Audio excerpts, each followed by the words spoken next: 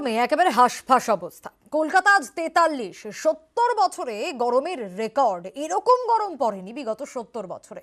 1954 সালে উঠেছিল তাপমাত্রা 43.3-এ, আর তারপর আজ 43, যা স্বাভাবিকের থেকে 7.4 ডিগ্রি বেশি। কলকাতায় 70 বছরে সবচেয়ে গরম আজ, তাই বলাই যায় শহরের উষ্ণতম দিনে।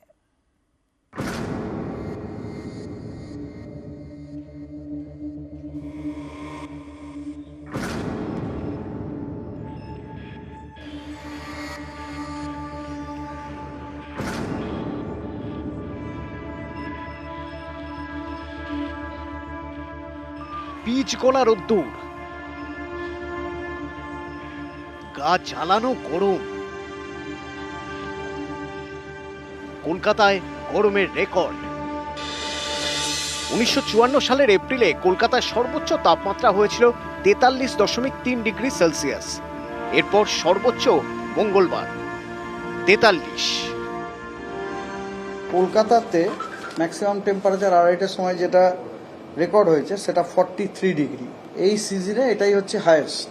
আসানসোলে আজকে 44.2, ক্যানিং 43.6 এবং ডায়মন্ড হারবার 40।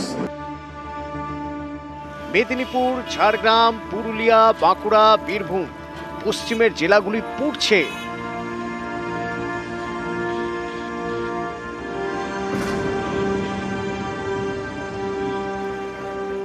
তীব্র গরমে নাজেহাল উত্তরবঙ্গ। মালদায় বেলা বাড়ার সঙ্গে সঙ্গে গরম হাওয়া।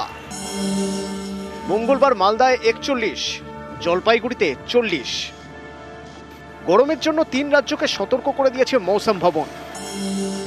পশ্চিমবঙ্গ, বিহার এবং ওড়িশায় চরম সতর্কতা। গরমে অতিষ্ঠ সবার। এখন একটাই প্রশ্ন, এই গরম থেকে রেহাই মিলবে কবে? কবে হবে বৃষ্টি? আবহাওয়া দপ্তরের পূর্বাভাস, রবিবার থেকে দক্ষিণবঙ্গের বিভিন্ন জায়গায় বৃষ্টি হতে পারে। তাই এখন রবির দিকে হাঁ করে বসে থাকা আর মনে মনে বলা, আয় বৃষ্টি ঝেঁপে। নিউজ 18 বাংলা।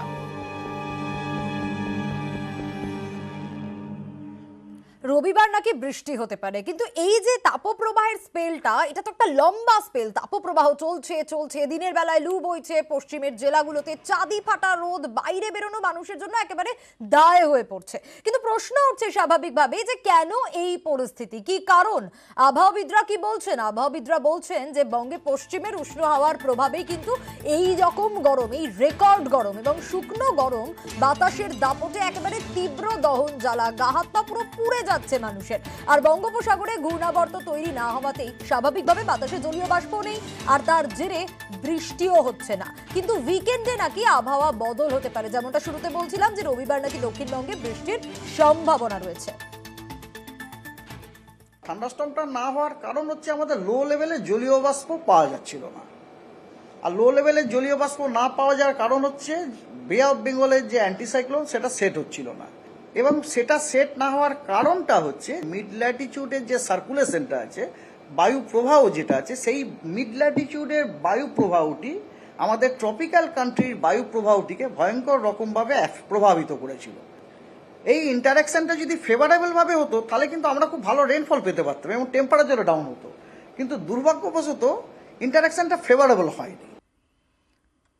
গরমে তো রাজ্য পুড়ছে, কিন্তু উল্টো ছবি যদি আমরা দেখি, তাহলে কি ছবি দেখে কিছুটা হলেও মনে শান্তি আসতে পারে? কারণ রেড অ্যালার্ট জারি রয়েছে দিল্লির মৌসুম ভবনের তরফ থেকে। কিন্তু এর উল্টো ছবিটাই এবার আপনাদের দেখাবো। দেখুন, আমাদের রাজ্যেরই দার্জিলিং, আজ সেখানে তাপমাত্রা 22 ডিগ্রি সেলসিয়াস।